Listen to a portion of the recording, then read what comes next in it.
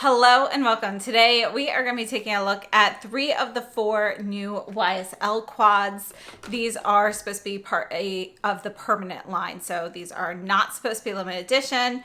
And then we also have from Lancome, these are the new CE Skin Transforming Bronzer and Highlighter. So I have shade 2 in the bronzer, shade 1 in the highlighter. So we're going to take a look at all of those. Let's go ahead and start off with the Lancome. We're going to start off with swatches for both the bronzer and the highlighter first. Then we'll move into the demos, but let's start off with the packaging. So we have a concave center here with the Lancome.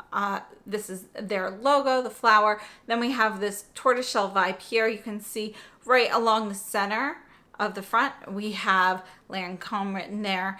And then inside we have a full-size mirror. And then this is going to be your imprint on both the highlighter and the bronzer. So this is the bronzer in shade 2. We're going to go ahead and we're going to put this right down here vertically so we can do a few comparison swatches. And this, again, it's shade 2. It's not as warm as some of the new bronzers we've seen recently, but it's a pretty neutral bronzer shade actually. And then this is going to be the highlighter in shade number 1, Light Glow. And this is going to be more of like your light champagne highlighter. So these are the 2 that I purchased, and I purchased these from Selfridges. I haven't seen them available here in the US yet, but Lancome is basically redoing a lot of their line and trying to reach like a different demographic and so forth. So you know, they're going to have a lot of releases coming soon, and I had to try these. So let's take a look at the details and demos.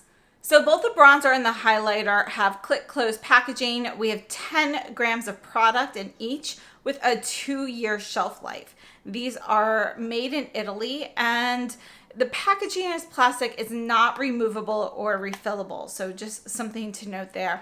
Overall, the formula for both of these is pretty smooth, and you could see doing the arm swatches, the bronzer, it goes on nicely, but it is going to be a little bit of a more powdery formula compared to the highlighter. The highlighter is just a little bit smoother and silkier, even though it has that metallic sheen to it. And one of the nice things about the highlighter is it is more of a soft metallic sheen versus something glittery. So you have very finely milled pearl finish in there, and it's going to give it more of that soft metallic. While the bronzer is going to be more of a matte bronzer, and it has the texture is more similar to a matte eyeshadow, not one of the ones that's super powdery, but more along the lines of your classic powder eyeshadow. It's pretty silky. It's kind of your silky powder texture. And overall, I have to say, I really like both of these. I wasn't sure about the bronzer originally when I ordered it. I wanted to try shade 1 and it wasn't available. So I ordered shade 2, and I'm actually really glad that I ended up with this shade because it's a pretty neutral brown for a bronzer, and it goes on very nicely. It's deep enough that I could use this for more of a nude blush if I want it to, but it also blends out very nicely with regular blush shades or just as a bronzer. And I love how you have, you know, kind of that matte finish, so it mixes very well with a highlighter if you want to make it more shimmery. The highlight in general here, it's going to be very smooth. It definitely has that metallic sheen, and it's going to be an ivory champagne shade. So it's ivory, but I would have to say if you're looking at the color spectrum, it's neutral leaning warm. So it's a neutral ivory, but there's a faint hint of gold in there when you hit the light just right. So that's kind of how these perform. And I have to say, I've been enjoying them. So I've been testing these out for several days, and I really like the formula. So let's take a look at a few comparison swatches. Let's start off with some bronzers, and we're going to start off with the newest bronzer from Chantecaille. This is the Sunstone Real Bronze shade, and this one actually has more of a metallic finish. It's a shimmery bronzer. I want to show you how the shades compare. So you can see that they are pretty similar, but the Chantecaille is slightly deeper, and yeah, you know, they're pretty close. So the Chantecaille is just ever so slightly warmer. It's not a huge difference though. And then I also want to take a look at the Surratt bronzer, and this is Soleil D'Eau. So this is their lighter bronzer, and this is going to be a matte finish as well. It's pretty neutral, but you can see that the Lancome is going to be, it's a little bit rosier in hue than the Surratt. And my favorite bronzer is the Gucci 01. And this one is going to be a little bit rosier, but you can see how it compares to the Lancome. The Lancome is going to be a little bit lighter, and although it is a little bit warmer, the difference between the Lancome bronzer warmth versus some of the others is the fact that it's not that yellow, it's not that orange. So that's kind of what differentiates it, in my opinion, from some of the others. And then I also wanted to take a look at the Hermes bronzer in shade number 1. And the shade isn't super similar, but and the formula here is perhaps not quite as silky in texture as the Lancome. It's a different texture. This feels a little bit like the particles are a little bit finer and airier. Whereas the Lancome is perhaps the particles are a little bit larger, so they kind of stick together a little bit more. But aside from that, the two of them feel pretty similarly. So just a comparison, we have the Lancome in shade 2. This is going to be the Chantecaille in Sunstone, Surratt in Soleil D'Eau, and this is the Gucci 01 and the Hermes 01. Let's take a look at some highlighters. And we're going to start off with the Rose Atacama from Hermes. And this is one of my favorite highlighters. And I wanted to show you how that compared to the Lancome. And you can see that the tone is pretty similar between the two, but what's different is the Hermes, it blends into the skin tone a little bit more. There's a little bit more of a nude base to it. They both have kind of that ivory hue, but we have a little bit more warmth in the Lancome, whereas the Hermes has a little bit more rose. This is the Bobbi Brown in Quartz Glow, which is kind of like a quintessential golden champagne. You can see how much more golden this one is compared to the Lancome. This is going to be significantly warmer. And then this is Tom Ford in Moonlight, and we're going to look at both of these shades here actually and just see how those compare. You can see that the top shade is going to be a little bit warmer. We've got just a little bit more yellow in it. The bottom shade is going to be too deep. It's definitely more of a bronze shade. And then this is Peach Light. We're just going to take a look at the lighter shade here. And this is one of my favorites. We're kind of running out of the swatch down there, so we'll put that one right here. And you can see, again, like the Rose Atacama, this is a little bit more pink, a little more rosy. So it's going to be cooler than the Lancome. But I would say that, you know, they definitely have a similarity. It's kind of a cross between the Mood Light and the Peach Light lightest shades. So one more time for the highlighter comparisons, Lancome 01 Light Glow. This is going to be Hermes Rose Atacama. This is Bobbi Brown Quartz Glow. These two are Mood Light from Tom Ford, and this is the lighter shade in Peach Light from Tom Ford. So I hope those were helpful. Let's go ahead and move on to the YSL. All right, so I purchased 3 of the YSL. The only one I didn't pick up was the one that had the orange shade in here. So I think that was 810. So we have 700 here, which is the coolest of the 3 new ones. And I had heard a rumor that the formula on these were going to be a little bit different. I have to say I don't really notice any major differences in the formula overall.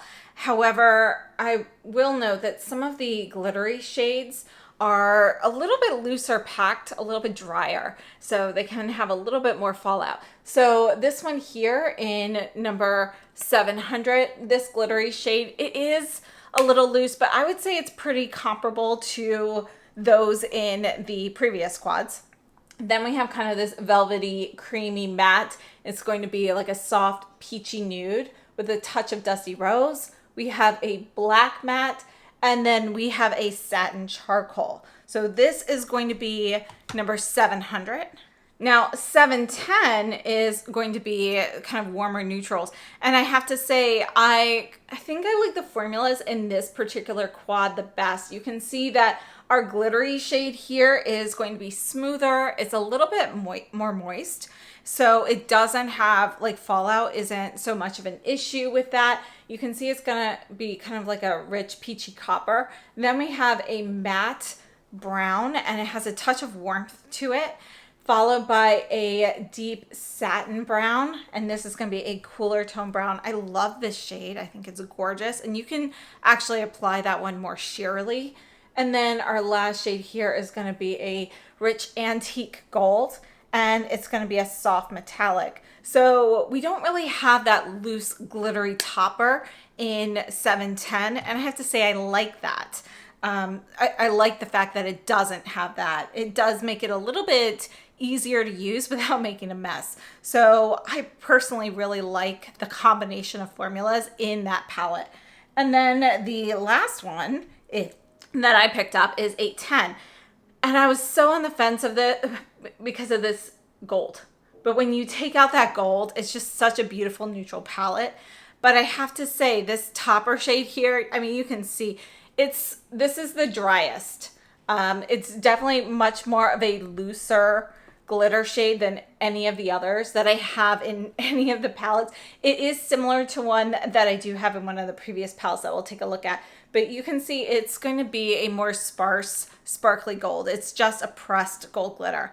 Then we have a nice creamy matte, kind of a soft, like it's a soft tan. And then we have another creamy matte that's going to be a deeper brown. And I love these three shades together. I think they just make a really beautiful neutral palette. And then the last shade here is going to be a bright yellow gold, and that's going to be more of a metallic. Now, this one, although it's metallic, it's still a little bit looser in consistency than the ones in the 710. So you can get a little bit of fallout with that shade as well. Let's take a look at the eye swatches and the details and demos. So I purchased all three of these palettes from Harvey Nichols. They actually have a better price than we do here in the US. So if you're buying 2 or 3 of these palettes, then it kind of helps offset the shipping cost a little bit, because there is a shipping cost to the US. So I purchased 3 of them, and then it was kind of like I purchased all 3 of the palettes full price here in the US with free shipping. So I thought that was pretty fair. For specs, we have 4 grams of product in each palette. We have a 2-year shelf life, and these are made in Italy. And they come with 2 utensils in there. So we have a dual-ended foam tip applicator and a single-ended little synthetic brush. And those come in each of the palettes. And yeah, that's basically it for the specs. Now, as we're looking at the eye swatches, you can see that all of the shades go on nicely and smoothly. The only issue with any of the formulas here is just for those who don't really like any of those glittery eyeshadows. If you don't like the glittery eyeshadows, these palettes aren't for you. Particularly both the 700 and the 800, because they both have that loose glitter topper kind of shade. Again, that in the 700 is not as loose. It's kind of just like the ones in the other palettes, whereas that in the 800 is definitely going to be, it's more scattered golden starlight. So you have a little bit more of a transparent base, and the glitter's a little bit more sparsely distributed, but it also contributes to increased fallout. In addition to the fallout, the glitter sort of gets everywhere when you are removing this. So it's just something to note and to be careful with. You definitely don't want to get the glitter in your eyes. But I think overall, all 3 of these palettes are very beautiful. We do have some shades that, although they are all different from each other, they look fairly similar. And a lot of these shades here are going to be neutral shades that you may have in other palettes, or you probably have in other palettes. So I think they are gorgeous, but I don't think it's, for most people, it's not gonna be necessary to get all of these, as you probably already have a lot of these shades. So let's go ahead and move on to a few comparisons. Now, I wanted to start off by comparing some of the YSL palettes. We're gonna take a look at number 100. And I'm gonna put these, I'll put 100, let's put it And we'll put it down here vertically so you can kind of differentiate. But you can see that this glitter topper shade here, it's more like that in the 700 palette. It's, you know, it's a bit more moist. It stays together better. You don't have as much fallout. And you can see that's going to be a soft brown, followed by more of a matte ivory. Then we have this matte medium tone brown, and you can see it's a little bit cooler. It's like a lighter version of this one from the 710 palette, but it's matte instead of satin. And then we have a soft matte taupe. I love this shade, and you can see it's a cooler version of that one here in the 800 palette, the second shade in 800. So it is a little bit cooler than that. This is going to have a little bit more yellow in the undertone. And then I also wanted to take a look at this one here, which is 910. And I wanted to start off with this golden topper shade, and I want to put that right here next to this one. You can see it's going to be a little bit more yellow. It's a little bit brighter, but we do have kind of that same texture and consistency. And again, it's a little bit messier. I have to say though, the 800, you can see just looking at the pan here that the one in the 800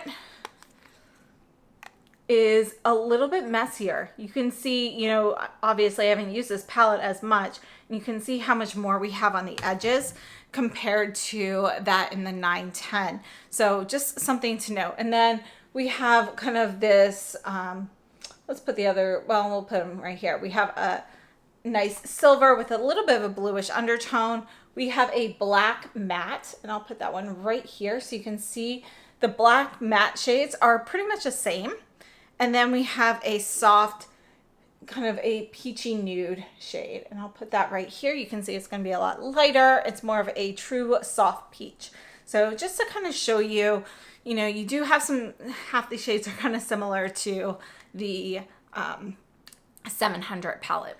Now we are going to be swatching on the other arm, but first I want to take a look at this palette from Guerlain. This is number 11, Imperial Moon. And I wanted to show you this one because it is very similar to this 700 palette from YSL. You can see we have a matte black for both. It's kind of creamy. This one palette here from Guerlain is their formula that has a little bit more grip. It has a little bit more texture. It's a little bit creamier. It's not your traditional powder that we've been seeing in the more recent palettes. Then we have kind of a true silver, and notice how much more neutral that silver is versus the YSL from the 910, which is significantly more blue. And then we have kind of this matte peachy nude. You can see it's a little bit warmer than that in the YSL, but they're going to be close. And then my favorite shade here is kind of this soft, it's a soft brownish taupe satin shade. And you can see here that although it's not the same palette, we don't have that deep gray, we do have a lot of similar tones in there. So they're pretty similar palettes overall. Let's take a look at a few more Guerlain palettes. This is 940 Royal Jungle. This is one of my favorites from Guerlain. And again, this is from their original palettes, just like the Imperial Moon. And yeah, I love this formula. They just don't really seem to be making this one so much anymore, but hopefully that it's coming back. I don't know. But you can see just like swatching it, how it's a different formula. This one here feels more like a velvety putty. So you can really build that up. And I find that it's really useful for some of those deeper shades where it can be really easy to make too much of a mess.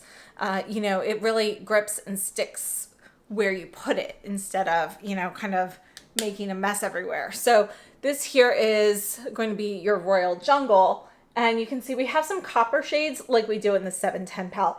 I would say that this palette is closest to 710. The deep brown satin here is going to be much more red, but we do have some similar hues overall. So here it is with 700, 710, and 800.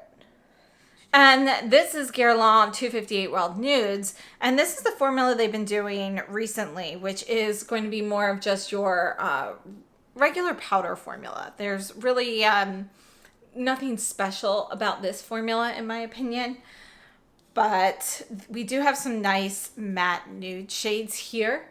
So I wanted to go ahead and share these. And So here's Wild Nudes with 700, 710, and 800.